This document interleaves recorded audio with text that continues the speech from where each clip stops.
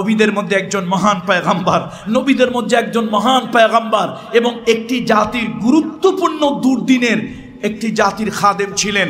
অর্থ, খাদ্য, পরিকল্পনা মন্ত্রণালয়ের দায়িত্ব পালন করেছিলেন। নবীদের মধ্যে উল্লেখযোগ্য একজন নবী, তিনি হচ্ছেন ইউসুফ আলাইহিস সালাম। সেই নবীকে আল্লাহ তাআলা এত দৈহিক সৌন্দর্য দিয়েছিল, এত দৈহিক সৌন্দর্য আল্লাহ তাআলা তাকে দিয়েছিল, মিশরের নারীরা সেই নবীর দৈহিক সৌন্দর্যে বিমুগ্ধ হয়ে তারা ফল কাটতে গিয়ে কোনো একটা অনুষ্ঠানে সব মহিলারা জুলাইখার ব্যাপারে তারা নানান ধরনের বাজে মন্তব্য করলো, বলল একটা মন্ত্রীর স্ত্রী বাড়ির চাকরের উপরে পাগল হয়েছে, ডিভোটেড হয়েছে, বাড়ির চাকরের প্রতি আসক্ত হয়েছে।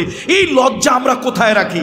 আমাদের দেশীয় ভাষায় হলে বলতো চলো আমরা কচু গাছে গলায় দড়ি নিয়ে মরে যাই। বাড়ির চাকরের উপরে ডিভোটেড, আসক্ত হয়েছে মন্ত্রীর বউ।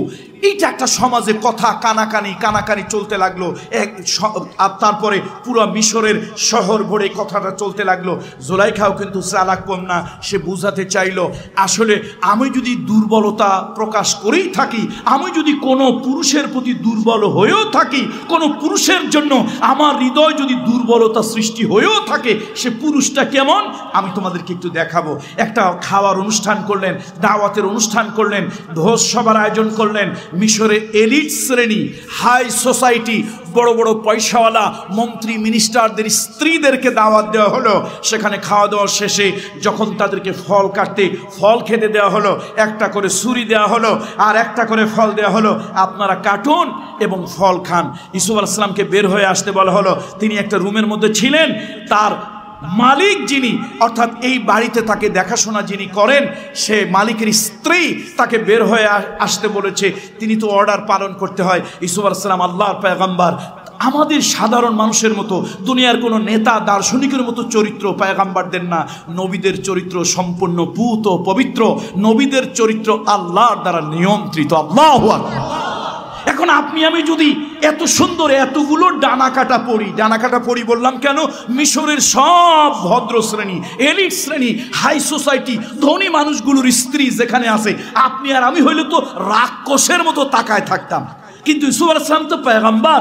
এরকম একটা পরিস্থিতিতে তিনি তার সৌন্দর্য, তার দৈহিক সৌন্দর্য তিনি বেহায়ার মতো এই নারীদের সামনে উপস্থাপন করতে চান না। এটা তার নবুয়তির শানের খেলাফ। এই জন্য তিনি নবী হওয়ার আগের থেকেই সব নবীদেরকে আল্লাহ তাআলা, নবুয়ত পাওয়ার আগেই সব নবীকে আল্লাহ তাআলা হুসনে খুলক, উত্তম চরিত্র দিয়েছেন। এতগুলো মহিলাকে দেখে এমনি তিনি সুন্দর মানুষ, আরো লজ্জা পেয়ে আরো সুন্দর হলেন। মিশরের সব নারীরা তাকে দেখে অবাক হয়ে গেল, হতবাক হয়ে গেল। জুলাইখা বললেন, ইউসুফ তুমি তোমার রুমে ফিরে যাও। নারীরা ভাবলো এত সুন্দর চিজ, এত সুন্দর জিনিস, এটা আর দেখতে পারি কিনা। মা হাযা বাশারান, মা হাযা বাশারান মালাকুন কারীম। আরে এ তো মানুষ না, এ তো ফেরেশতা। তাকায় তাকায় দেখতেছে। জুলাইখা বলেন, আবার বলেন, হুকুম দিলেন ফল কাটেন।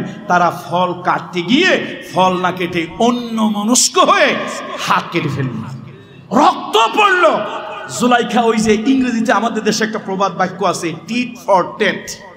এটা আমরা একটা ইংরেজিতে বলি, ছোটবেলায় শিখেছিলাম। অর্থাৎ যেরকমটি তুমি করবা সেরকমটি আচরণ তুমি ফেরত পাবা, কি তাই না? তো এখন এই মহিলারাই জুলাইখার বদনাম করেছিল। একটা চাকরের প্রতি সে পাগল হয়েছে, ডিভোটেড হয়েছে। এটা লজ্জার ব্যাপার, অসম্মানের ব্যাপার।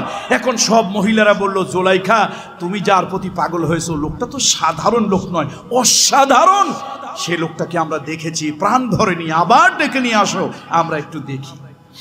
আম্মা জানা আয়েশা সিদ্দিকা বলেছেন, ইউসুফ আলাইহিস সালামের দৈহিক সৌন্দর্য দেখে মিশরের নারীরা অবাক হয়ে গিয়েছিল, হতবাক হয়ে গিয়েছিল। তারা আশ্চর্যান্বিত হয়েছিল আর বলেছিল, মা হাযা বাশারান, এটা কোনো মানুষ নয়, এই লোকটা কোনো মানুষ নয়। এত সুন্দর দৈহিক সৌন্দর্য যার, ওই লোকটা মানুষ হতে পারে না, সে ফেরেশতা হবে।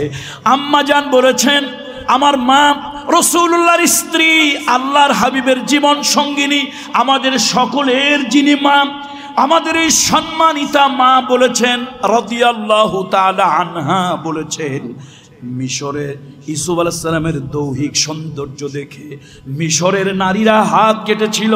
ও দুনিয়ার মানুষ, তারা যদি মুহাম্মাদুর রাসূলুল্লাহ সাল্লাল্লাহু আলাইহি সাল্লাম আল্লাহর হাবিবের দৈহিক সৌন্দর্য এবং মানবিক গুণের সৌন্দর্য মানুষ হিসাবে, বশার হিসাবে, তার মধ্যে আল্লাহ তাআলা যে মানবিক গুণের সৌন্দর্যের গুণ দিয়েছিলেন, তার আচার ব্যবহার, কথাবার্তা, মানবিকতা, যে গুণ সৌন্দর্য আল্লাহ তাআলা দিয়েছিলেন, মিশরের নারীরা যদি মুহাম্মদ সাল্লাল্লাহু আলাইহি সাল্লামকে দেখত, তাহলে তারা ইউসুফের মতো আলাইহিস সালাম শুধু হাত কাটতো না, এই কলিজাটা কেটে ফেললেও তারা টের পেত না। মুহাম্মদ সাল্লাল্লাহু আলাইহি সাল্লাম একটা সমাজকে পরিবর্তন করেছিলেন কি দিয়ে? উত্তম চরিত্র, আদর্শ দিয়ে। সুতরাং আজকে আসুন, এই অবক্ষয়, নৈতিক অবক্ষয় ঘটেছে, মানবিক অবক্ষয় ঘটেছে।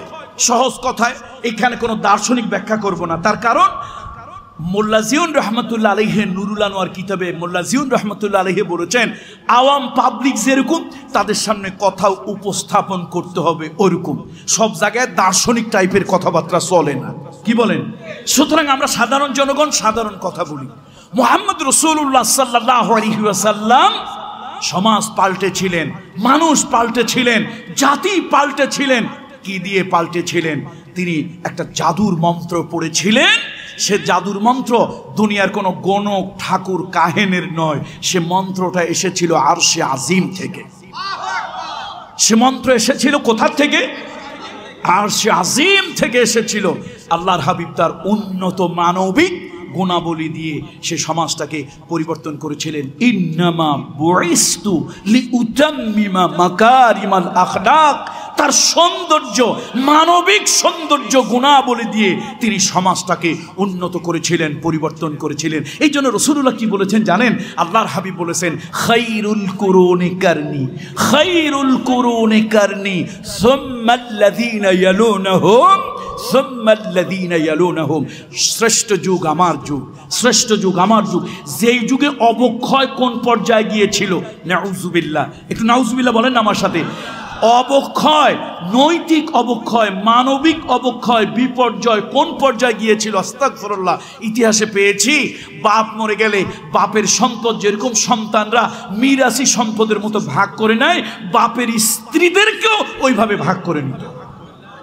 আস্তাগফিরুল্লাহিল আযীম, আস্তাগফিরুল্লাহিল আযীম ওয়া আতুবু ইলাইহি। সেই সমাজটা কত সুন্দর হলো, কি কারণে? রাসূলুল্লাহ উন্নত মানবিক চরিত্র। সুতরাং আসুন, আমাদের সমাজটা কিন্তু এখন নষ্ট হয়ে গেছে, নষ্ট হয়ে গেছে। বাহ্যিক খোলসে, বাহ্যিক অবয়বে আমরা মানুষ আছি, কিন্তু অভ্যন্তরীণ, রাগ করেন না প্লিজ, হাতে পায়ে ধরে অনুরোধ করি, অভ্যন্তরীণ আমরা মানুষের সুরতে থাকলেও জঙ্গলের পশুর থেকেও আমরা খারাপ হয়ে গিয়েছি। আমাদের হিংস্রতার কাছে জঙ্গলের পশুর হিংস্রতাও হার মেনেছে। সুতরাং আসুন, আমরা সমাজ পাল্টাতে চাই। কোন নেতার বক্তৃতা দিয়ে সমাজ ভালো পাল্টায় না, কোন নেতার আপনার কথা দিয়ে সমাজ ভালো পাল্টায় না। সমাজটাকে যদি পাল্টাতে চাই, এক মহামানব। দেখেন, আমার সাথে আপনাদের অনেকের আইডিওলজি মিলতেও পারে, নাও মিলতে পারে। অনেকে কিন্তু অনেক নেতাদেরকে, দার্শনিকদেরকে গালি দেয়। আমি কখনো কোনো নেতাদেরকে গালি দেই না, কাউকে ছোট করে, খাটো করে দেখি না। কম বেশি ভালো মন্দ সবারই অনেক অবদান আছে, কিন্তু আমি কখনই কোনো নেতা, কোনো নেত্রী, কোনো ব্যক্তিকে আমার মডেল মনে করি না। আদর্শ, ওসওয়ায়ে হাসানা হচ্ছে একজন মুহাম্মদ রাসূলুল্লাহ সাল্লাল্লাহু আলাইহি ওয়াসাল্লাম। আমি কখনই কোনো নেতা, কোনো জাতির কোনো নেতা, স্থপতি, জাতির কোনো কর্ণধার, জাতির কোনো বীর পুরুষ আমি কখনই করি না। এমনকি আমার ধর্মের না, অন্য ধর্মের, যেমন Nelson Mandela, I salute him, I salute him, Nelson Mandela. আমি একজন পীরজাদা, আমি একজন পীরজাদা, আমি এক খানকার সন্তান, তুমি একজন খ্রিস্টান। তোমার আমার ধর্ম আলাদা হতে পারে, কিন্তু আমি তোমাকে সম্মান করি, ইজ্জত করি, স্যালিউট করি। কেন? তোমার চামড়াটা কালো ছিল, সাদা চামড়ার মানুষ তোমার উপরে নির্যাতন করেছে, তোমার উপরে নিষ্পেষণ করেছে।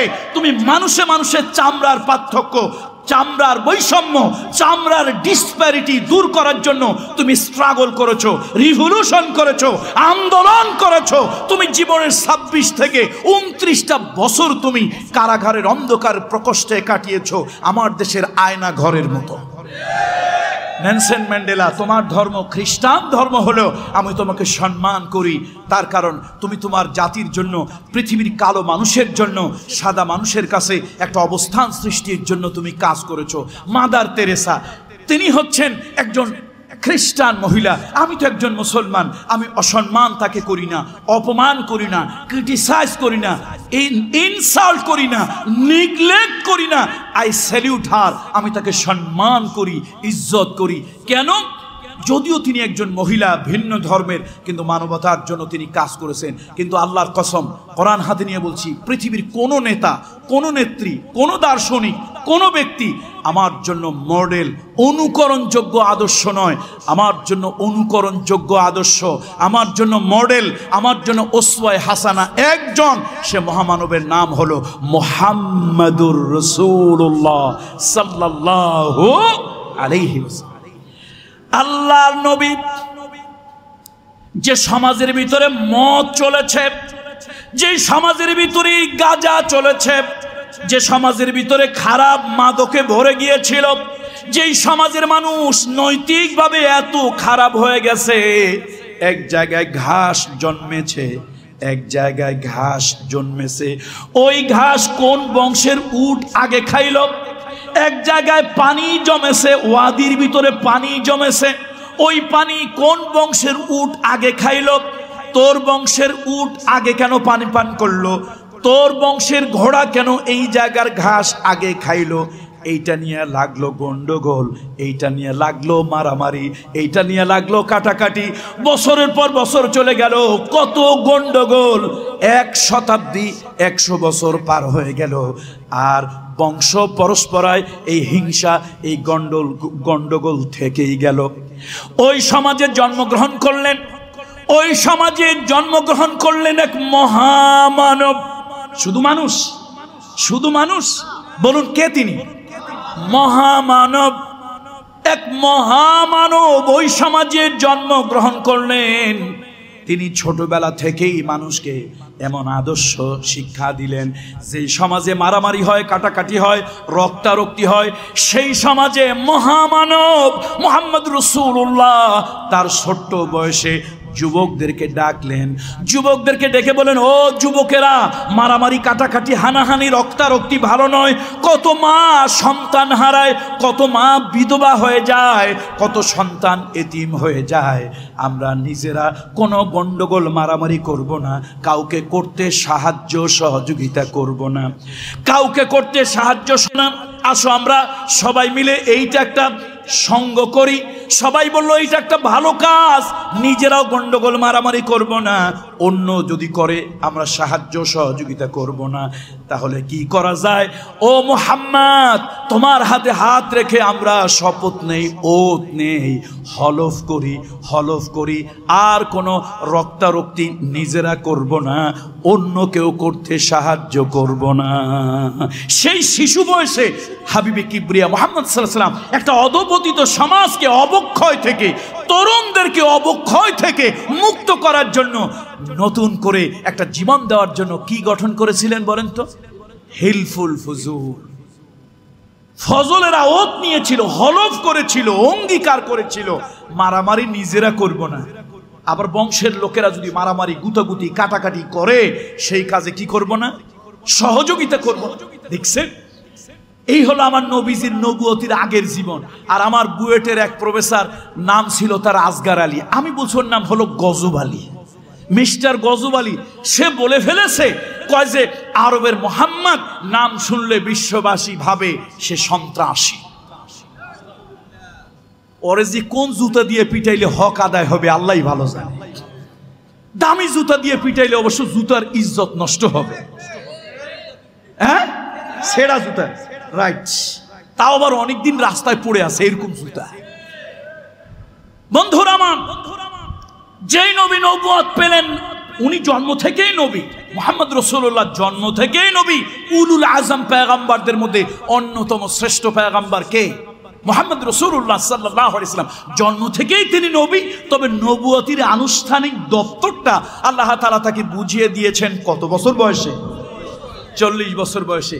আহা, সেই নবী এই সমাজটাকে অধপতন থেকে মুক্ত করার জন্য, অবক্ষয় কাকে আমরা বলি, মোটা দাগে আপনাদের বোঝানোর জন্য বলি, যেখানে একটা দীর্ঘদিন ধরে একটা সভ্যতা সংস্কৃতি ভালো কিছু চলে আসে, হঠাৎ যদি সমাজে বা দীর্ঘদিন ধরে সমাজে এইটার উল্টা কোনো কাজ চলে, তখনই আমরা বলি অবক্ষয় হয়েছে, সমাজের অবক্ষয় হয়েছে।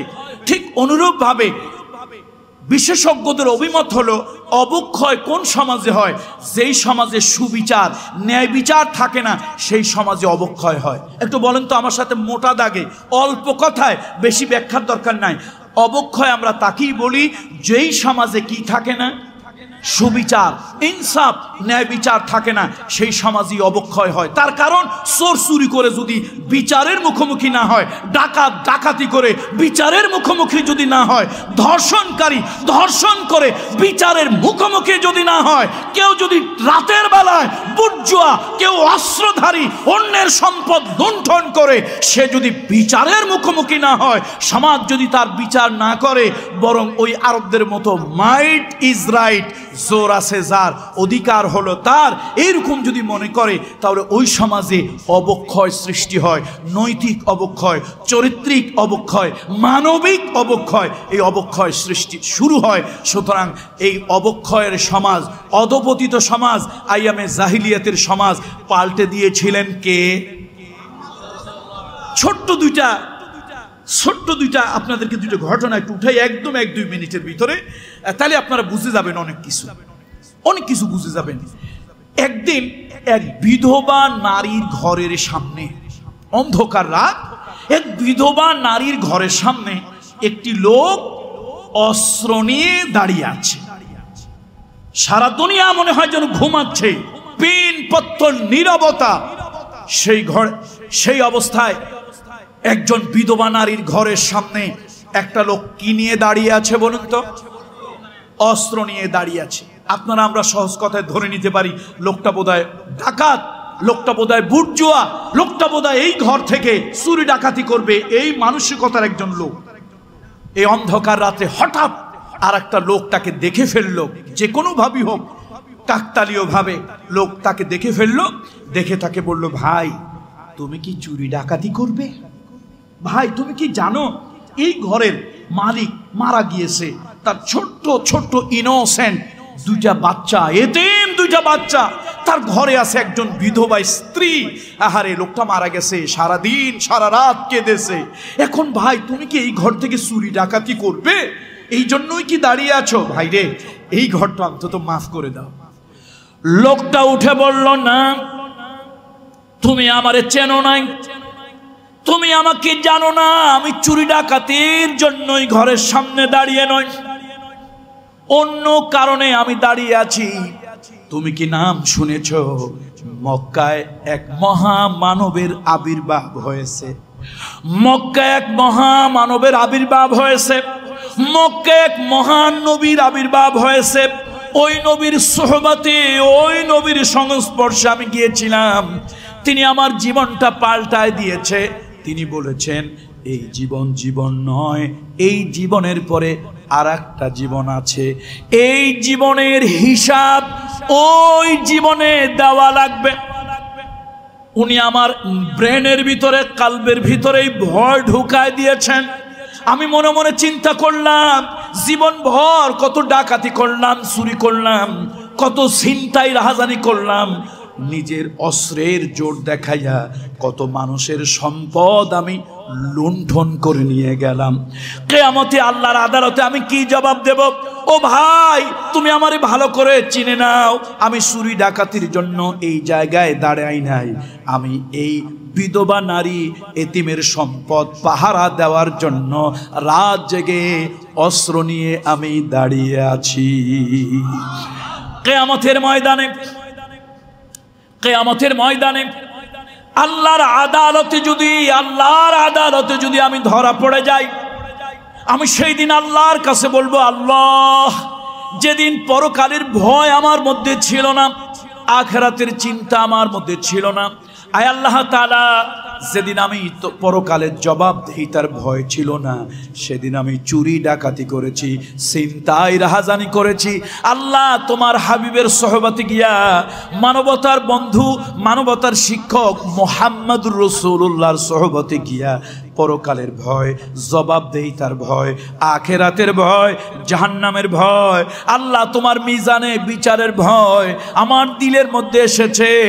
তোমার কাছে জবাব দেওয়ার জন্য আমি অস্ত্র নিয়ে এই ঘরের সামনে পাহারা দিচ্ছি। আল্লাহু আকবার।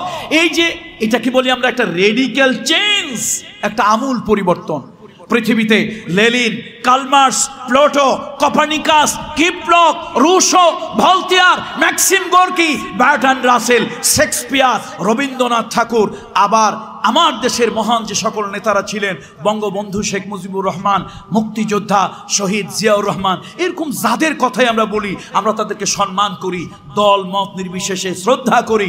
কিন্তু এই মানুষগুলো আমাদেরকে যে আদর্শ দিয়েছেন, বিশ্বাস করুন আমরা তাদের বাহিরের বাহ্যিক আদর্শ জানি, কিন্তু অভ্যন্তরীণ চরিত্র কেমন ছিল আল্লাহর কসম আমরা কেউ জানি না, জানে আল্লাহ। কেউ জানে না, জানে আল্লাহ। আর এই পৃথিবীর নেতাদের কাছে মানুষের বাহ্যিক পরিবর্তন আসে, কিন্তু পরকালীন জীবনের জবাবদিহিতার ভয় মুহাম্মদ সাল্লাল্লাহু আলাইহি ওয়াসাল্লাম দিয়েছেন, জাহান্নামের ভয় দিয়েছেন।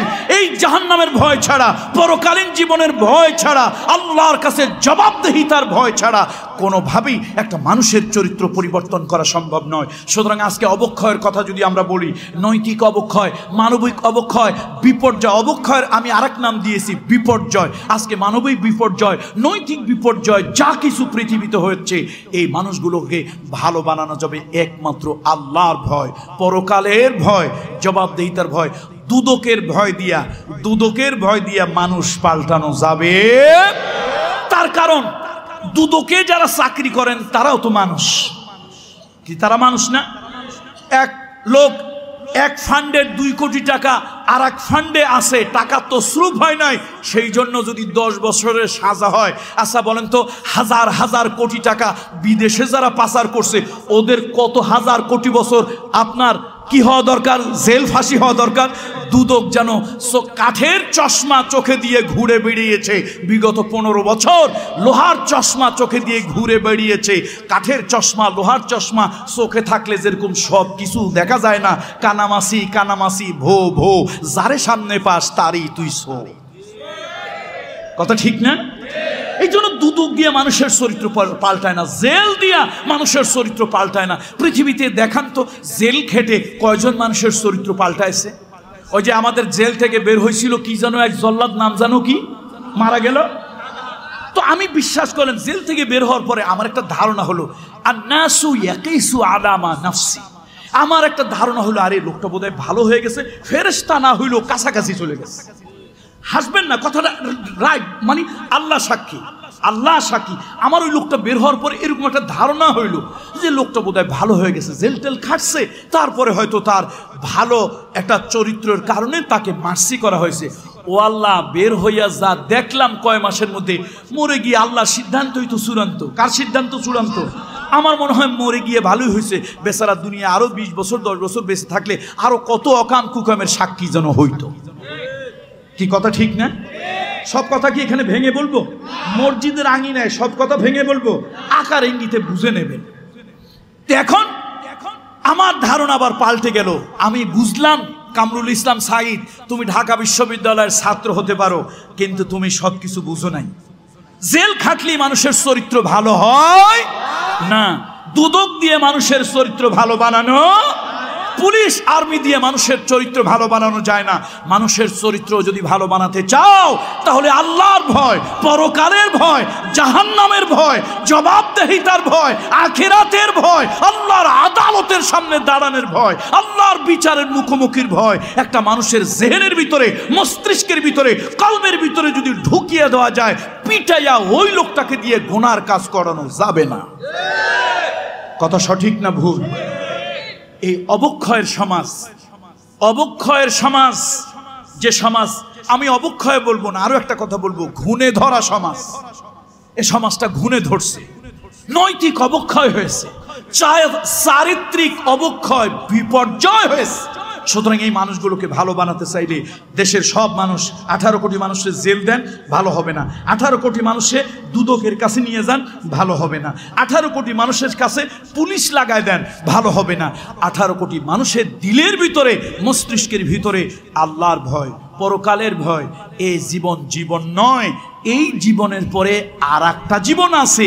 এই জীবনের হিসাব ওই জীবনে দেওয়া লাগবে। এই অনুভূতি, এই সেন্স যদি জাগ্রত করা যায়, 18 কোটি মানুষই ভালো হয়ে যাবে। কত ঠিক কিনা বলুন? সুতরাং আসুন আমরা এই অধপতিত সমাজ, অবক্ষয়ের সমাজ, এই সমাজটাকে ভালো বানাতে চাই। মুহাম্মদ রাসূলুল্লাহ সাল্লাল্লাহু আলাইহি ওয়াসাল্লাম এই জন্য মক্কায় এই মানুষগুলোকে, খারাপ মানুষগুলোকে প্রথম দাওয়াত দিয়েছেন। সে দাওয়াতের কৌশল 3টা বিষয়কে প্রাধান্য দিয়ে দাওয়াত দিয়েছেন। একটা হচ্ছে আল্লাহর তাওহীদের দাওয়াত, একত্ববাদের দাওয়াত দিয়েছেন। রিসালাত, নবী মুহাম্মদ রাসূলুল্লাহ আল্লাহর নবী, আল্লাহর রাসূল, আল্লাহর হাবিব, আল্লাহর পক্ষ থেকে তিনি মনোনীত পুরুষ, এই দাওয়াতটা দিয়েছেন। আর একটা দাওয়াত দিয়েছেন আখিরাতের, পরকালের। এই জীবনের পরে আরেকটা জীবন আছে, এই জীবনের পরে আরেকটা জীবন আছে। ওই জীবনটা যদিও আমরা দেখি না, কিন্তু ওই জীবনটা বাস্তব, ইউনিভার্সাল ট্রুথ। পরকাল আছে, আখিরাত আছে, জবাবদেহিতা আছে। এই জীবনের হিসাব ওই জীবনে দেওয়া লাগবে। সূর্য প্রতিদিন ওঠে, প্রতিদিন ডোবে, এইটা যেরকম বাস্তব সত্য, আপনার আমার জীবনে আখিরাতটা এর থেকেও বেশি সত্য, বাস্তব। মুহাম্মদ সাল্লাল্লাহু আলাইহি ওয়াসাল্লাম এটা দিয়ে দাওয়াত দিয়েছেন। এরপরে আল্লাহর হাবিব 13 বছর পার করলেন। কোন জায়গায়? মক্কায় পার করলেন। অনেক জেল, জুলুম, নির্যাতন, অত্যাচার ইত্যাদি তার উপরে গেল। তিনি মক্কা, মদিনায় গেলেন। দেখেন আল্লাহ তাআলার কোরআনুল কারীমের আয়াত অবতীর্ণ হলো সমাজ পরিবর্তনের জন্য। শুধু পরকালের ভয় দিলেই হয় না, আরো কিছু লাগে। আল্লাহ তাআলা জানিয়ে দিলেন, ইন্নাল্লাহা ইয়া'মুরু বিল আদলি ওয়াল ইহসান ওয়া ইতা'i যিল কুরবা ওয়া ইয়ানহা আনিল ফাহশাই ওয়াল মুনকার ওয়াল বাগি ইয়া'ইযুকুম লা'আল্লাকুম তাযাক্কারুন। আল্লাহ তাআলা তোমাদেরকে আদেশ দিচ্ছেন বিল আদলি ওয়াল ইহসান, আদল করার জন্য, আদল করার জন্য, সুবিচার করার জন্য, ন্যায় বিচার করার জন্য। যেই সমাজে সুবিচার নাই, যেই সমাজে ন্যায় বিচার নাই, যেই সমাজে সত্যিকারে বিচার থাকে না, ওই সমাজে মানবিক বিপর্যয় হয়। মানুষগুলি অবক্ষয়ের চরম নিচে চলে যায়। কত ঠিক কি না? সমাজে বিচার নাই, মানুষ বিচারের জন্য আদালতে যায়। সে আদালতের নামধারী কিছু বিচারপতি আছে, তাদের কাছে পর্যন্ত বিচার পায় না। আল্লাহু আকবার। সমাজ অবক্ষয় কেন হবে না?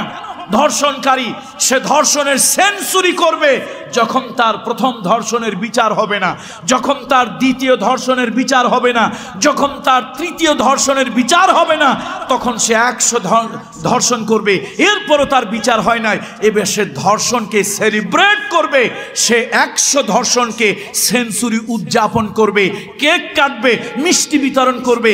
জাহাঙ্গীরনগর বিশ্ববিদ্যালয়ের ছাত্ররা জিজ্ঞেস করবে, এত আনন্দ কেন, উদ্বেলিত, উচ্ছ্বসিত কেন? কয় যে 1টা 2টা 5টা 10টা 100 করছি, 100 ধর্ষণের সেঞ্চুরি পুরো হইছে, আজকে সেটাকে সেলিব্রেট করছি, উদযাপন করছি। জোরে কর নাউজুবিল্লাহ।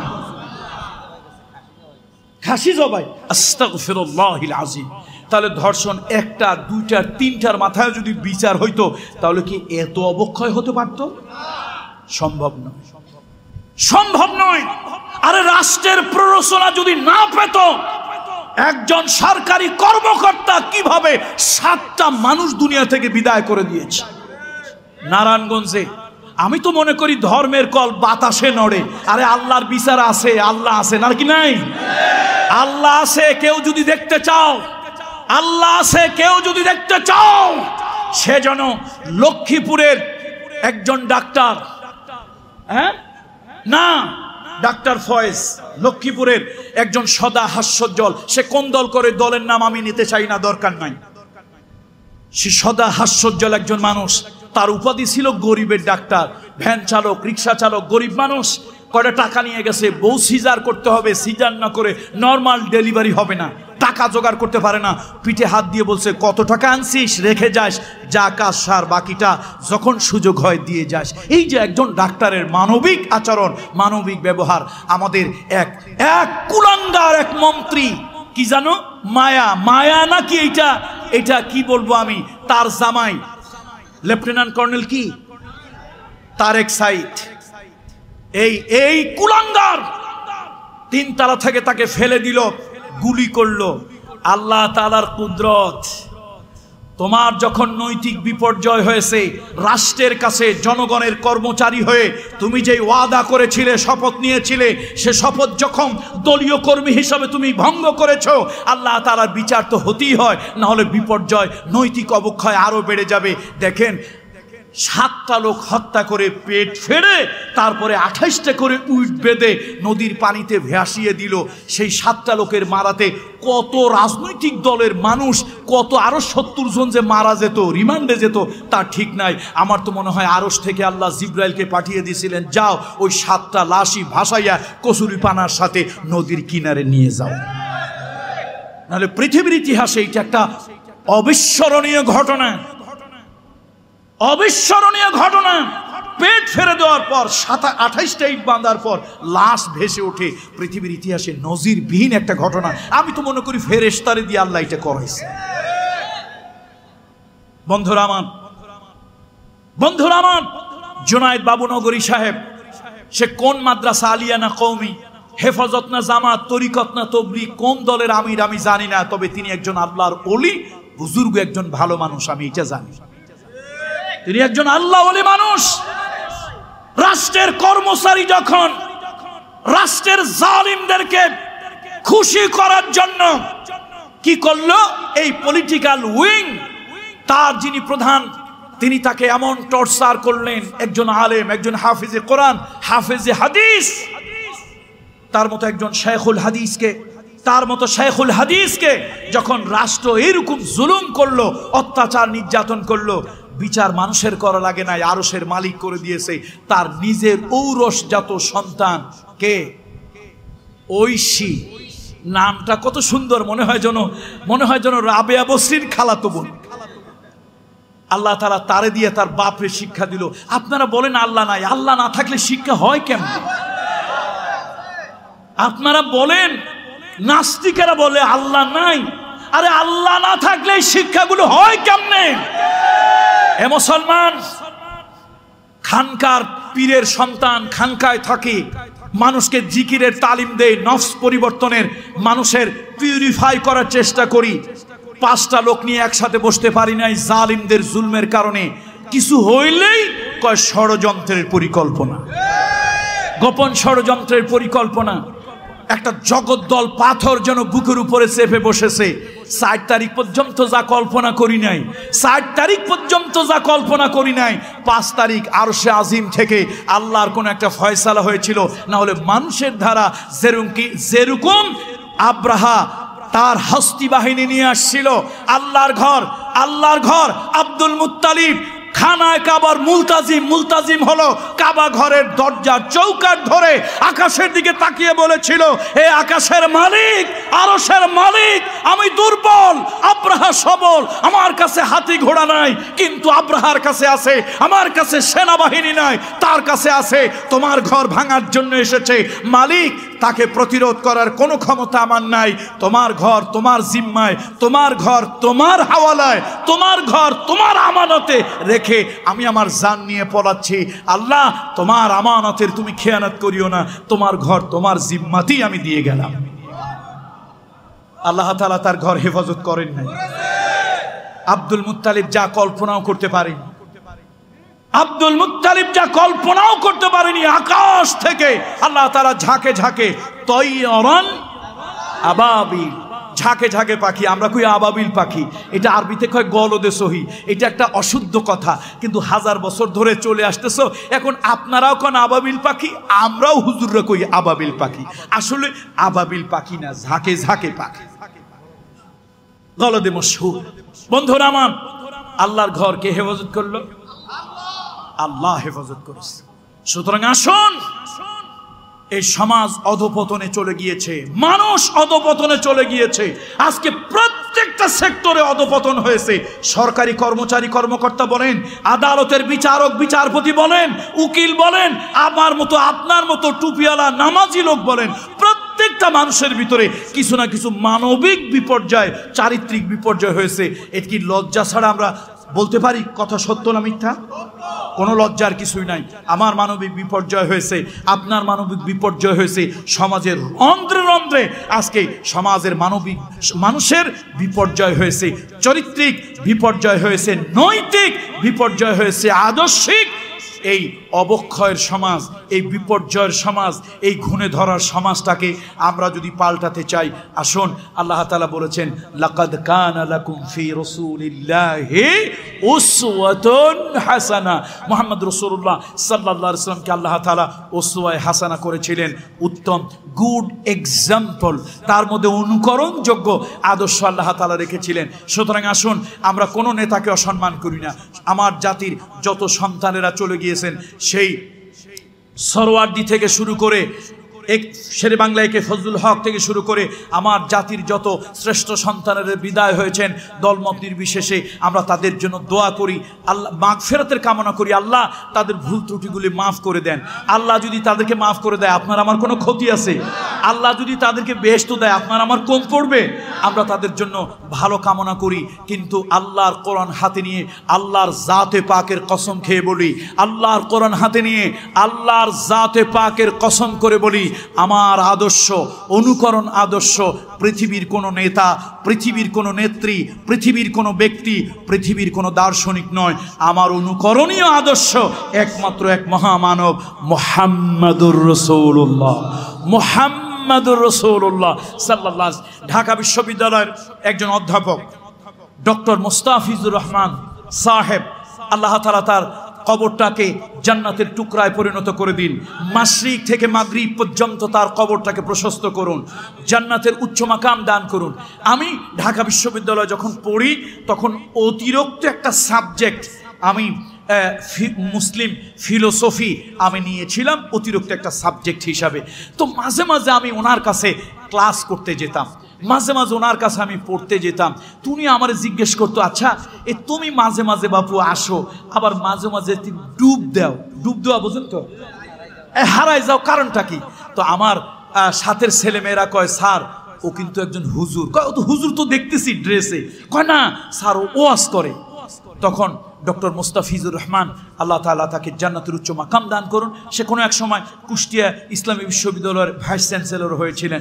ঢাকা বিশ্ববিদ্যালয়ের একজন স্বনামধন্য টিচার, শুধু স্বনামধন্য না, যোগ্যতা সম্পন্ন, কমনওয়েলথের ভিত্তি নিয়ে তিনি লন্ডনে ডক্টরেট করেছিলেন। বাংলাদেশের হাতে গোনা কয়েকজন বুদ্ধিজীবী, হাতে গোনা কয়েকজন প্রফেসর যাদের সৌভাগ্য হয়েছিল কমনওয়েলথের ভিত্তি নিয়ে লন্ডনের মতো জায়গায় ডক্টরেট করা, তার মধ্যে একজন হচ্ছেন ডক্টর মুস্তাফিজুর রহমান। হ্যাঁ, এবং কোরআনের ইংরেজি অনুবাদ তিনি করেছেন। তো প্রসঙ্গক্রমে উনি আমাকে বলতেছেন, দেখো সাইদ, ভালো লাগলো যে তুমি যে মাঝে মাঝে ওয়াজ টোয়াজ করো, তো আমি একদিন দুনিয়ায় থাকবো না, আমার একটা কথা তোমার কাছে রেখে যাই। সুবহানাল্লাহ বলবেন না? আমি একদিন দুনিয়ায় থাকবো না। দেখছেন, আসলে দুনিয়া এখন উনি নাই, কিন্তু আমি আল্লাহর নগণ্য গোলাম, আমি পীরজাদা মরহুম দেলওয়ার হোসেন আনসারী রহমতুল্লাহ আলাইহির সন্তান, আমি আল্লাহ আমাকে দুনিয়ায় রাখছে। তুমি আমাকে একদিন আবেগে বলতেছে, শোনো আমি একদিন দুনিয়ায় থাকবো না, কিন্তু আমার একটা কথা তোমার কাছে রেখে যাচ্ছি, শোনো। মানুষ অনুসরণ কার করবে, অনুকরণ কার করবে, আদর্শ কাকে মানবে, এটা যদি তোমার জীবনে কখনো কোনো ডায়ালসে, কোনো সেমিনারে আলোচনা হয়, তো তুমি আমার এই কথাটা মনে রাখিও। তাই আমি বললাম, স্যার বলেন। কয়ে, শোনো আমি তো কমনওয়েলথের ভিত্তি নিয়ে লন্ডনে ডক্টরেট করছি, তো আমি ঢাকা বিশ্ববিদ্যালয়ের লেকচারার। আপনারা গ্রামের মানুষ আবার লেকচারার করলে বোঝে না, প্রফেসর করলে বোঝে। এটা একটা পাইকারি কমন কথা, লেকচারার করলে বোঝে না, কি কইলে বোঝে? প্রফেসর কইলে বোঝে। তা আপনাদের যারা বোঝে না তাদের বোঝানোর জন্যই বলি যে উনি কয় যে আমি তো ঢাকা বিশ্ববিদ্যালয়ে প্রথম প্রফেসর হিসেবে, মানে লেকচারার হিসেবে আমি ঢুকলাম, এরপরে আমি কমনওয়েলথের ভিত্তি নিয়ে চলে আসলাম। এখন আমি এখানে আমার গবেষণার কাজে খুব ব্যস্ত। তো হঠাৎ একদিন আমি আমার ইউনিভার্সিটির বন্ধুদের কাছ থেকে, টিচারদের কাছ থেকে জানতে পারলাম যে অনতি দূরে একটা হাসপাতালে, একটা ক্লিনিকে এই জীবন্ত কিংবদন্তি বার্ট্রান্ড রাসেল।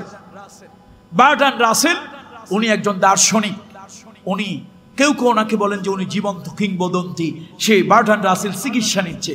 তো স্যার বলেন আমার একটা চিন্তা হইল, আমি ঢাকা বিশ্ববিদ্যালয়ের টিচার, এখন হইলাম আমি এমফিল গবেষণা পিএইচডি থিসিসের ছাত্র, আবার কয়দিন পরে গিয়ে আমি আবার হব শিক্ষক। এরকম একটা জগৎ বিখ্যাত লোক, তার কাছ থেকে তো আমার কিছু শেখা দরকার। এটা একটা জীবন সমৃদ্ধ হবে। দেখেন না, আমরা সেলিব্রিটি কেউ পাইলি সেলফি নেই। সেলফি মানে ছবি তোলা না, সেলফি মানে নিজের থেকে নিজে সহজে এটা তোলে, সেটাই সেলফি। পাবলিক সমানে আর একজনে তুললেও সেলফি, নিজে তুললেও সেলফি। এখন আমরা তো কাউরে পাইলেই এরকম একটা অটোগ্রাফ নিতে চাই। স্যার বলেন আমার একটা মনে মনে চিন্তা হলো যে আমি তার সাথে একটু পাশাপাশি সময় কাটাবো, একটা অটোগ্রাফ নিব এবং আমি এক সময় গর্ব করে বলবো যে আমি বার্ট্রান্ড রাসেলের সাথে সময় কাটিয়েছি। তো আমি হাসপাতালে গেলাম, হাসপাতাল কর্তৃপক্ষ জানালো না, ভিজিটর অ্যালাউড নয়। উনি করলেন একটা সিরকুট লিখলেন বার্ট্রান্ড রাসেলের কাছে যে আমি অমুক, আমি এখানে এমফিল গবেষণা করছি, থিসিস করব, ডক্টরেট করব, আমি বাংলাদেশের ইউনিভার্সিটি ঢাকা ইউনিভার্সিটির আমি একজন লেকচারার, তো আমি আপনার সাথে একটু সাক্ষাৎ চাই। তো বার্ট্রান্ড রাসেল হাসপাতাল কর্তৃপক্ষকে বললো আচ্ছা ঠিক আছে, তাকে একটা টাইম দিয়ে দাও, অমুক দিন এই কটার সময় তার টাইম। তো স্যার বলেন আমি তো একেবারে খুব অপেক্ষার প্রহর গুনতেছি, বার্ট্রান্ড রাসেলের কাছে যাব, তার সাথে কথা বলবো, আমার জীবনের একটা স্মরণীয় মুহূর্ত হবে। এরপরে গেলাম, আমার আচার ব্যবহারে বার্ট্রান্ড রাসেল এত খুশি হইল। আমরা বাঙালি কিন্তু আচার ব্যবহারে ভালোই। আমার মাশাআল্লাহ, তেল যদি দেওয়া লাগে পৃথিবীতে আমাদের থেকে ভালো তেল কেউ দিতে পারে না। কি কথা ঠিক কিনা? তার কারণ হলো হরপ্রসাদ শাস্ত্রী একটা প্রবন্ধ লিখেছে, ডিগ্রি লেভেলে আমরা পড়েছি, তৈল প্রবন্ধ, এটা হরপ্রসাদ শাস্ত্রী লেখা, এটা আমরাই পড়েছি, পৃথিবীর অন্য কোনো জাতি পড়ে নাই। এই জন্য তৈলে আমরা যত ফাস্ট। দেখবেন না কিছু মিডিয়ার কিছু সাংবাদিক না, ওগুলা সাংঘাতিক। ওরে বাবা, এক স্বৈরাচারিণীকে যত তেল মারছে, আমার মনে হয় ওর 16 ভাগের 1 ভাগ তেলও তারা জাতির জন্য মারে নাই। এখন স্যার বলেন আমি একটু তেল মারলাম, কাজ হইল। এখন বার্ট্রান্ড রাসেল কি করছে, হাসপাতাল কর্তৃপক্ষকে বলে এই শোনো, এই বাংলাদেশি এই লোক, এই ছাত্র, এই গবেষক, তার জন্য 24 আওয়ার্স আমার দরজা খোলা, দিন নাই রাত নাই, সকাল নাই সন্ধ্যা নাই, যখন ইচ্ছা তখন আসবে। আবার স্যারে বলো দেখো তোমার সাথে 2-3 দিন কথা বলে আমার ভালোই লাগছে, তুমি তো মজার মানুষ, ভালোই লাগছে। শোনো, আমি একাকি থাকি, যখন তোমার মন চায় তখন তুমি আসবা, যখন তুমি সুযোগ পাও তখন। এখন স্যার আমার কাছে বলতেছে, স্যার আমাকে শোনাচ্ছে, সাইদ আমি একদিন থাকবো না, কিন্তু মঞ্চে তুমি সেমিনার সিম্পোজিয়ামে অনুকরণীয় আদর্শ নিয়ে যদি কথা বলো, সেদিন আমার কথাটা মনে করবে। আজকে বাইতুল মুকাররমে তার কথা আমি মনে করছি। আল্লাহ এই ঘোষণা দিল। স্যার বলেন আমি 1 দিন 2 দিন 3 দিন 1 মাস 2 মাস তার কাছে যাই, সময় পাইলেই যাই, বিভিন্ন বিষয় নিয়ে আমরা ডিসকাস করি, কথা বলি, দার্শনিক টাইপের কথাবার্তা। কিন্তু একটা জিনিস আমার খটকা লাগলো, মাইয়া মানুষের সাথে তার আনাগোনাটা একটু বেশি, মাইয়া মানুষের সাথে আনাগোনাটা তার একটু বেশি। একদিন আমি বললাম স্যার আপনি যদি আমারে অভয় দেন, মানে আমার যদি বলেন যে না তুমি নির্ভয় বলো, অভয় দেন, স্যার আমি একটু আপনারে প্রশ্ন করব। বার্ট্রান্ড রাসেল একটু হাসি দিয়ে বলল তুমি তো সবসময় খালি আমারে প্রশ্ন করো, খোসাও, তো অভয়ের কি আছে বলো। না স্যার আজকের প্রশ্নটা, কোশ্চেনটা একটু এক্সেপশনাল টাইপের, একটু ব্যতিক্রম ধর্মী। স্যার আপনার অমুক বইতে নারী সম্পর্কে এই লিখেছেন, অমুক বইতে মহিলা সম্পর্কে এই লিখেছেন, কিন্তু বাস্তবে দেখতেছি আপনি অন্যরকম। তার মানে এই কথা তো বলতে পারে না স্যার আপনি একজন নারী লিপসু, এ কথা বলা যায়? কথা বলা যায়? স্যার আপনারে লেখলেন কি, আর আমি বাস্তবে দেখি কি। বার্ট্রান্ড রাসেলকে যারা দেখেছেন ভালো কথা, যারা দেখেননি নেটে একটু সার্চ দিয়ে দেখবেন। বার্ট্রান্ড রাসেল তারই গন্ড 2টা লাল হয়ে গেল। সে বলল দেখো তুমি যা পড়েছ ওটা হচ্ছে আমার ফিলোসফি, তুমি যা দেখেছ পড়েছ ওটা হলো আমার ফিলোসফি, আমার দর্শন, আর তুমি যা দেখছো this is my personal life, তুমি যেটা দেখেছো এটা আমার ব্যক্তিগত জীবন, খবরদার ব্যক্তিগত জীবন নিয়ে কোনো প্রশ্ন করবে না, হাত দেবে না।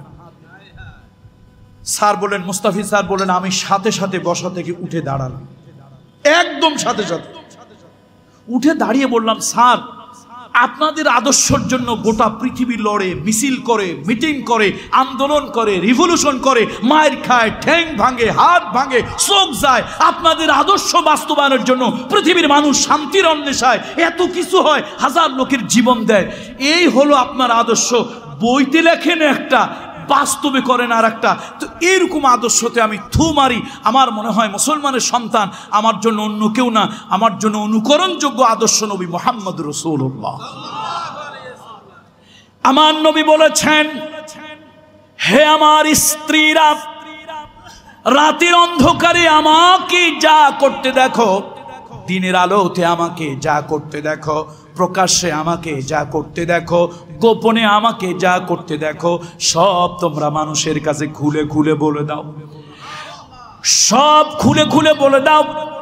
আমার জীবনে প্রকাশ্য গোপন আলো অন্ধকার আলাদা কোনো দিক নাই। আল্লাহ তাআলা এই দুনিয়ায় তাকে একটা সার্টিফিকেট দিলেন। আমরা চাকরি করতে গেলে একটা চরিত্রিক সনদ প্রয়োজন হয়। আল্লাহ তাআলা মুহাম্মদ রাসূলুল্লাহকে একটা চারিত্রিক সনদ দিলেন, ওয়া ইন্নাকা লাআলা খুলুকিল আযীম। আবেগ নিয়ে সবাই আমার সঙ্গে পড়েন, ওয়া ইন্নাকা লাআলা খুলুকিল আযীম। হে নবী, আপনি হলেন খুলকে আযীম, অনুকরণযোগ্য চরিত্রের গুড এক্সাম্পল, উত্তম আদর্শ যে চরিত্রে আছে আপনি সেই চরিত্রের। সুতরাং আজকে পৃথিবীতে বিপর্যয়, নৈতিক বিপর্যয়, আদর্শিক বিপর্যয়, চারিত্রিক বিপর্যয়, সব বিপর্যয় যদি দূর করতে চাই, নবী মুহাম্মদুর রাসূলুল্লাহ সাল্লাল্লাহু আলাইহি ওয়াসাল্লাম, আমার নবীজির আদর্শের কোনো বিকল্প নাই। জোরে বলেন আসেনি? আমার হাবিবে কিবরিয়া মুহাম্মদ রাসূলুল্লাহ সাল্লাল্লাহু আলাইহি ওয়াসাল্লাম যে সমাজে মদ চলেছে, যে সমাজে জুয়া চলেছে, যে সমাজে অনৈতিকতা চলেছে, যে সমাজে হানাহানি কাটাকাটি চলেছে, মানুষকে অত্যাচার নির্যাতন করত, যে সমাজে কোনো ন্যায় বিচার সুবিচার ছিল না, আল্লাহ তাআলা তার কাছে কোরআন অবতীর্ণ করলেন, ওয়া আকসিতু ইন্নাল্লাহা ইউহিব্বুল মুকসিতিন। নবী মুহাম্মদ রাসূলুল্লাহ মক্কায় থাকতে সুবিচার করেছে, আমানতদার ছিল। আল্লাহ রাসূল সাল্লাল্লাহু আলাইহি ওয়াসাল্লাম কেমন আমানতদার! আল্লাহু আকবার। নবীজির দিন তারা কাফেররা মানে না, কিন্তু কাফেরদের আমানত রাসূলুল্লাহর কাছে রেখে যায়। আচ্ছা বলেন তো, নবীজি যখন যে রাতে হিজরতে যাবেন, ওই রাতে আল্লাহ রসুলের ঘরে কাকে রেখে গেলেন? কেন রেখে গেলেন? হ্যাঁ, অমুসলিমদের, কাফেরদের আমানত ছিল। তাহলে চিন্তা করেন, যারা ধর্মীয় দিক থেকে রাসূলুল্লাহর ব্যাপারে কনফিউজ ছিল, কিন্তু তার আমানতের ব্যাপারে, তার আমানতদারিতার ব্যাপারে, তার সততা, তার ইন্টেগ্রিটি, তার প্রিন্সিপালিটি, তার আদর্শ, তার চরিত্রের ব্যাপারে সামান্যতম কোনো দ্বিধা দ্বন্দ্ব কারো ছিল না। সুতরাং আসুন, আজকে এই ঘনে ধরা সমাজ যদি পাল্টাতে চাই, মুহাম্মদ রাসূলুল্লাহ সাল্লাল্লাহু আলাইহি ওয়াসাল্লামের আদর্শ প্রয়োজন। এই আদর্শ দিয়ে সুবিচার কায়েম করতে হবে, ন্যায় বিচার করতে হবে। আজকে এই অবক্ষয়ের সমাজে মুরব্বীদের প্রতি সম্মান নাই, ছোটর প্রতি স্নেহ নাই। নবীজি কি বলেছেন? ছোটদেরকে যে স্নেহ করে না, বড়দেরকে যে সম্মান করে না, ফালাইসা মিন্না, তারা আমাদের অন্তর্ভুক্ত নয়। নবীজি বলেছেন, এই যে আজকে আমরা একটা মানুষের প্রতি সদয় হওয়া, বাসে যাচ্ছি, গাড়িতে যাচ্ছি, আমি একটা ইয়াং যুবক, আমি বসে আছি, আমার পাশে একটা লোক দাঁড়িয়ে আছে, হিন্দু হোক, বৌদ্ধ হোক, তার মাথার মধ্যে সিঁদুর থাকুক, হাতের মধ্যে তার শাখা থাকুক, সে অন্য ধর্মের লোক হোক, আমি একজন যুবক, আমার পাশে একজন নারী দাঁড়িয়ে আছেন, বৃদ্ধা নারী, একজন বুড়ো মানুষ, হিন্দু বৌদ্ধ খ্রিস্টান দাঁড়িয়ে আছেন। আমার রাসূলুল্লাহর আদর্শ, মুহাম্মদ রাসূলুল্লাহ সাল্লাল্লাহু আলাইহি ওয়াসাল্লাম নৈতিক অবক্ষয় রোধ করার জন্য কি সুন্দর আদর্শ দিয়েছেন। এই মানুষটার প্রতি ইহসান করো, ইন্নাল্লাহা কাতাবাল ইহসান ইন্নাল্লাহা কাতাবাল ইহসানা আলা কুল্লি শাই। আল্লাহ তাআলা সকলের উপরে ইহসান করার জন্য বলেছেন। মানুষের প্রতি ইহসান করবে, সে মানুষটার ধর্ম যাই হোক, সে মানুষটার দল যাই হোক, একটা মানুষকে মানুষ হিসেবে মূল্যায়ন করবে। এই যে আপনি যখন একটা মানুষকে মানুষ হিসেবে মূল্যায়ন করবেন, তার ধর্ম দেখবেন না, তার জাতি দেখবেন না, তার গলায় পৈতা লাগানো আছে, হাতে শাখা আছে, কপালে সিঁদুর আছে, এটা দেখবেন না। একটা মানুষ আগুনে পুড়ে মারা যাচ্ছে, একটা মানুষ রাস্তার পাশে বিপর্যস্ত মানুষটা পড়ে আছে, আপনি তাকে ধরলেন, একটা ইজি বাইক ভাড়া করলেন, একটা সিএনজি ভাড়া করলেন, একটা অ্যাম্বুলেন্স ডেকে তাকে হাসপাতালে পাঠিয়ে দিলেন। আপনি জানেন লোকটা হিন্দু, জানেন লোকটা বৌদ্ধ, জানেন লোকটা খ্রিস্টান, আপনি একটা মানুষকে ধর্ম দেখে নয়, মানুষ হিসাবে তাকে রাস্তার পার থেকে কুড়িয়ে নিয়ে তাকে হাসপাতালে নিয়ে চিকিৎসা দিলেন, একটা মানুষের জীবন বাঁচতে সাহায্য করলেন। ওয়ামান আহইয়াহা ফাকান্নামা আহইয়ান নাসা জামিআ। তুমি যদি একটা মানুষের জীবন বাঁচতে এই যে সাহায্য করলে, আল্লাহ তাআলার কোরআন বলছে তুমি যেন সব মানুষকে বাঁচিয়ে দিলে, যে সওয়াব হতো ওই সওয়াব আল্লাহ তোমার আমল নামায় দিয়ে দিল। মুহাম্মদ সাল্লাল্লাহু আলাইহি ওয়াসাল্লামের আদর্শ, এই যে বিপর্যয় অবক্ষয় রোধ করতে হলে মানবিক অনুভূতি জাগ্রত করতে হবে। নজরুল, পাগলা নজরুল, আমার ভালোবাসার নজরুল, আমি বলি কাজী নজরুলকে বলি আমার ভালোবাসার পাগলা নজরুল। পাগলা নজরুল বলেছিল, হিন্দু নয় ওরা মুসলিম, ওই জিজ্ঞাসে কোনজন, কান্ডারি বলো ডুবিছে মানুষ, সন্তান মোর মার। একটা মানুষ যখন ডুবে ডুবে মারা যায়, আপনি তখন জিজ্ঞেস করতে পারেন না, এই মিয়া তুমি হিন্দু না বৌদ্ধ, মুসলমান না খ্রিস্টান, এগুলো জিজ্ঞেস করিও না ভাই। সে যার সন্তান হোক, যে ধর্মের হোক, একটা মানুষ ডুবে ডুবে মরতেছে। মুহাম্মদ রাসূলুল্লাহর আদর্শ, হাবিবে কিবরিয়ার আদর্শ, মহান নবীর আদর্শ, হাতটা বাড়িয়ে দাও, ওই মানুষটাকে, ডুবন্ত মানুষটাকে বাঁচতে সাহায্য করো। আজকে তোমার যদি নৈতিক অবক্ষয় হয়, তোমার যদি মানবিক অবক্ষয় হয়, সামাজিক অবক্ষয় যদি হয়, তাহলে তুমি মানুষকে বাঁচানোর পরিবর্তে মানুষকে হত্যা করবে, মানুষকে মারবে, চুরি করবে, ডাকাতি করবে, সম্পদের পাহাড় করবে। কত মানুষ ক্ষুধার যন্ত্রণায় মানুষ আপনার খেতে পারে না, আর তখন তুমি বিদেশের সুইস ব্যাংকে শুধু টাকার পাহাড় করবে। কথা ঠিক কিনা বলুন? আমার তো একবার দুঃখের কথা মনে আছে, চায়না থেকে একটা রোবট ভাড়া করে আনা হয়েছিল, নাম ছিল সোফিয়া। মনে আছে না ভুলে গেছেন প্রায়? কি নাম ছিল তার? সোফিয়া না সোফিয়া? সোফিয়া। তো এখন সেই সোফিয়ার মুখের একটু কৃত্রিম হাসি দেখার জন্য, আসলে তো কিছু লোকরা চালাক, এরা সব কথা কয় না, কত টাকা খরচ হয়, কোন জায়গা দিয়ে কি হয় এগুলি বলে না। তো যা শুনলাম কোটি কোটি টাকা খরচ হয়ে গেছে। আমি তখন দুঃখ করে বললাম, আপনাদের কি মানবতা নাই? মানবিক এত বিপর্যয় হয়েছে। আরে ঢাকা মেডিকেল কলেজে যান, কত গর্ভবতী মা হতে পারে, সেই মায়ের নাম সোফিয়া। একজন গর্ভবতী মা ঢাকার মেডিকেলে একটা বেড পাচ্ছে না, একটা মাদুর বিছিয়ে, একটা চাটাই বিছিয়ে তার হাসপাতালের বারান্দার মধ্যে মানবিক বিপর্যয় হয়ে বিপর্যস্ত মানবতা পড়ে আছে। সেই মাকে যদি একটা বেড কিনে দিতেন, সে মায়ের জন্য যদি 250 শয্যার হাসপাতাল আরও 100 শয্যা বাড়াতেন, কতই না ভালো হতো। রোবট সোফিয়ার হাসি দেখার পরিবর্তে একজন মা সোফিয়া, একজন গর্ভবতী নারী সোফিয়া, একজন রোগাক্রান্ত সোফিয়া, একজন অসুস্থ নারী সোফিয়া, তাকে যদি একটা বেডে শোয়াইয়া উন্নত চিকিৎসা দিয়া তাকে যদি রোগ মুক্ত করে হাসি মুখে বাড়ি পাঠানো যেত, এই রোবট সোফিয়ার হাসির তুলনায় ওই জীবন্ত সোফিয়া, ওই গরিব সোফিয়া, ওই গর্ভবতী মা সোফিয়া, ওই রোগে আক্রান্ত সোফিয়ার হাসি আল্লাহর কাছে 1000 লক্ষ কোটি গুণ মূল্য বেশি। আমাদের মানবিক বিপর্যয়, এই বিপর্যয় হওয়ার কারণে, অবক্ষয় হওয়ার কারণে, ঘুণে ধরার কারণে আজকে আমরা সাদা কালো ব্যবধান বুঝতে পারছি না। আসুন, এই সমাজটা অবক্ষয় ভরে গিয়েছে, এই অবক্ষয় রোধ করার জন্য সুবিচার প্রয়োজন, ন্যায় বিচার প্রয়োজন। এই জন্য আল্লাহ তাআলা বলেছেন, ও আকসিতু ইন্নাল্লাহা ইউহিব্বুল মুকসিতিন, সুবিচার করো। রাসূলুল্লাহর আদালতে বিচার এসেছে, নবীজি কিন্তু কখনো ধর্ম দেখে বিচার করেনি। আল্লাহ নবী ন্যায়সঙ্গত বিচার করেছেন।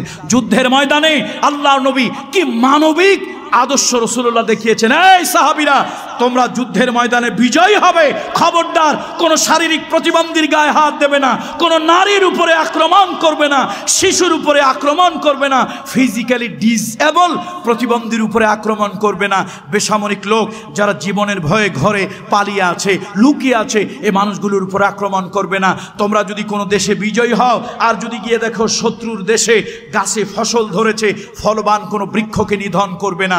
যদি কোনো দেশে বিজয়ী হও আর যদি দেখো সে বিজয়ী দেশে মাঠে মাঠে ফসল পেকে আছে, আগুন দিয়ে সে ফসল জ্বালিয়ে দেবে না।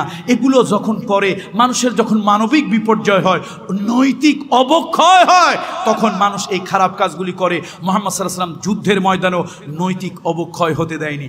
তবুকের যুদ্ধের কথা বলে আমি শেষ করব, কথা আর বাড়াবো না।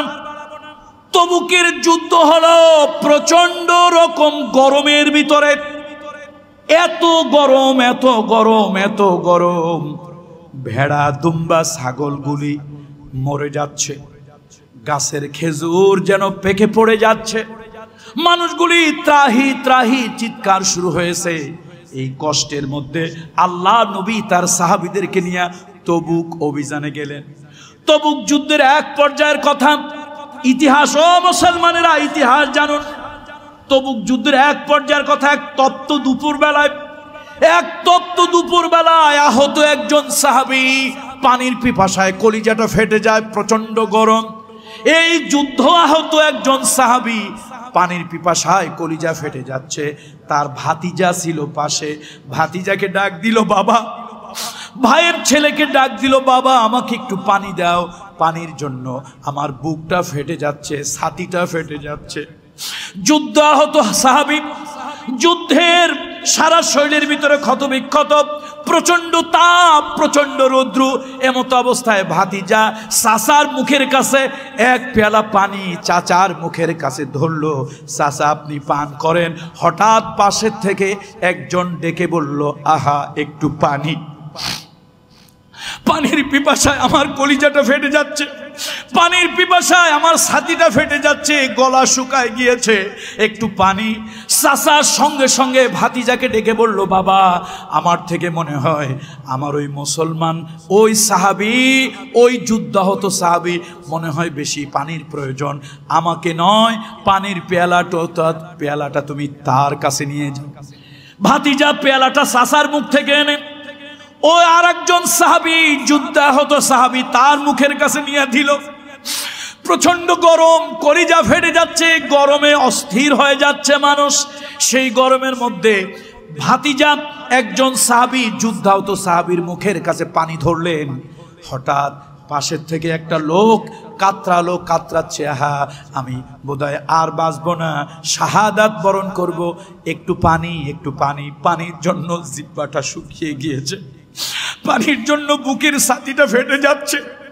সাহাবী মুখের কাছে পানি, পানির পেয়ালাটা পান করবেন। তিনি বললেন, না আমারে পানি দিও না, পাশের ভাইয়ের কাছে যাও। পাশের লোকটার কাছে পানি নিয়ে, পানি যখন তার ঠোঁটের কাছে মুখের কাছে যখন ধরা হলো, দেখা গেল ইন্না লিল্লাহি ওয়া ইন্না ইলাইহি রাজিউন। আল্লাহ নবীর ওই সাহাবী শাহাদাতের পেয়ালা পান করে, আল্লাহ জান্নাতের শাহাদাতের পেয়ালা পান করে দুনিয়া থেকে চলে গেছেন। দুনিয়ার এক কাসরা পানি পান করার সময় তার হয় নাই। এবার ওই ভাতিজা ফিরে আসলো দ্বিতীয় সাহাবীর কাছে, এসে দেখেন তিনিও দুনিয়া থেকে বিদায় হয়ে গেছেন, শাহাদাতের পেয়ালা তিনিও পান করেছেন। এবার ভাতিজা নিজের চাচার কাছে ফিরে আসলো, চাচার মুখের কাছে পানিটা যখন দেবে, তবুক যুদ্ধের যুদ্ধাহত ওই সাহাবী, ওই চাচা আল্লাহ রসুলের সাহাবী, তিনিও দুনিয়া থেকে বিদায় হয়ে গিয়েছেন। ও মুসলমান ভাইরা, ও মুসলমান ভাইরা, মানবিক গুণ কত উন্নত হলে মানুষ তার নিজের অবক্ষয় কত রোধ করতে পারলে, মানুষ তার ভিতরে হিউম্যানিটি, ইনসানিয়াত, মানবতাবোধ জাগ্রত কোন পর্যায়ে করতে পারলে, একজন যুদ্ধাহত লোক নিজের কথা প্রাধান্য না দিয়া আরেকজন মানুষের কথা প্রাধান্য দেয়। আমরা তো সেই মুসলমান। আসুন, আজকে এই অবক্ষয় সমাজ, নৈতিক অবক্ষয়, মানবিক অবক্ষয়, নৈতিক বিপর্যয়, সামাজিক বিপর্যয়, চারিত্রিক বিপর্যয়, চারিত্রিক অবক্ষয়, এই সব অবক্ষয় সব আপনার ঘুণে ধরা সমাজটাকে পাল্টাইয়া আমরা একটা নতুন সমাজ যদি গড়তে চাই, কোনো দার্শনিকের মতে নয়, কোনো নেতা নেত্রীর শিক্ষায় নয়, একজন মহামানবের আদর্শে এ সমাজ আমরা পাল্টাবো, এই জাতি আমরা পাল্টাবো, নৈতিক অবক্ষয় রোধ করব। সেই আদর্শ আর কারো নয়, মুহাম্মাদুর রাসূলুল্লাহ সাল্লাল্লাহু আলাইহি ওয়াসাল্লাম। সহিহ বুখারীর 2-3টা শব্দ ব্যবহার করেই আমার বক্তব্য আজকে শেষ করব। সহিহ বুখারীর 2-3টা মাত্র শব্দ ব্যবহার করে আমার বক্তব্য আমি শেষ করব। রাসূলুল্লাহ সাল্লাল্লাহু আলাইহি ওয়াসাল্লাম নবুয়ত পেলেন, প্রথম কোরআনের আয়াতটা কোন জায়গায় অবতীর্ণ হয়েছিল একটু বলেন তো? জাবালে নূরে, ওই হেরা গুহায় আম্মাজান খাদিজার কাছে রাসূলুল্লাহ আসলেন, এসে কি বলছিলেন বলেন তো? জাম্মিলুনি, জাম্মিলুনি, আমাকে একটু বস্ত্র দিয়ে, কম্বল দিয়ে, কাপড় দিয়ে ঢেকে দাও। মা খাদিজা জিজ্ঞেস করলেন, আবুল কাসেম মুহাম্মদ, আপনি এরকম করতেছেন কেন, কাঁপতেছেন, আপনার মুখটা কেমন শুকনো শুকনো, ভীত সন্ত্রস্ত। তখন ফাআখবারাহাল খবর, নবীজি ওই হেরা গুহায় যা যা হয়েছে, জিব্রাইল কি বলছে, কেমনে জড়ায় ধরছে, ওহির বাণী কেমনে দিছে, সব তাকে খুলে খুলে বলেছে। ফাআখবারাহাল খবর। আবার নবীজি বলছেন, লাকাদ খাশিতু আলা নফসি, খাদিজা আমার ভয় লাগতেছে, আমার কিছু একটা হয়েছে।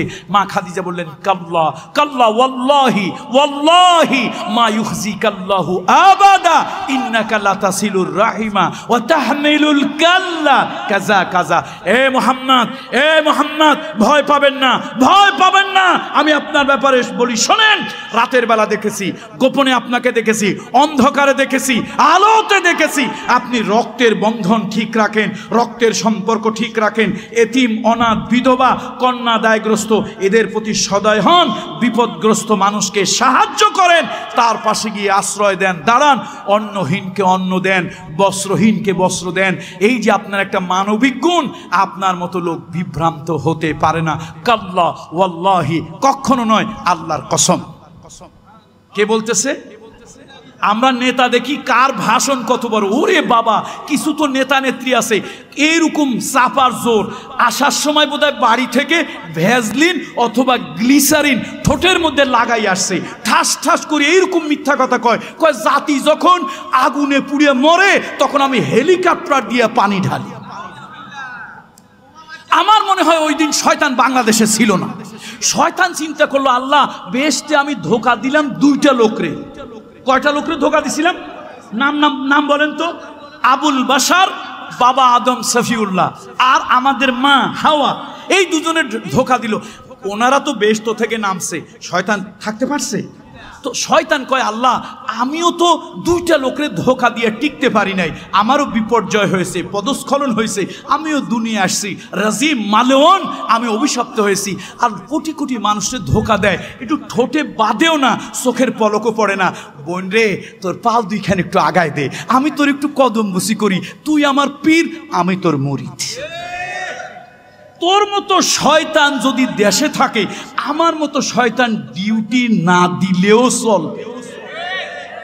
এই জন্য নেতার বড় বড় ভাষণ শুনে চরিত্র শেখা যাবে না, নেতার লেকচার শুনে কি করা যাবে না, চরিত্র শেখা যাবে না।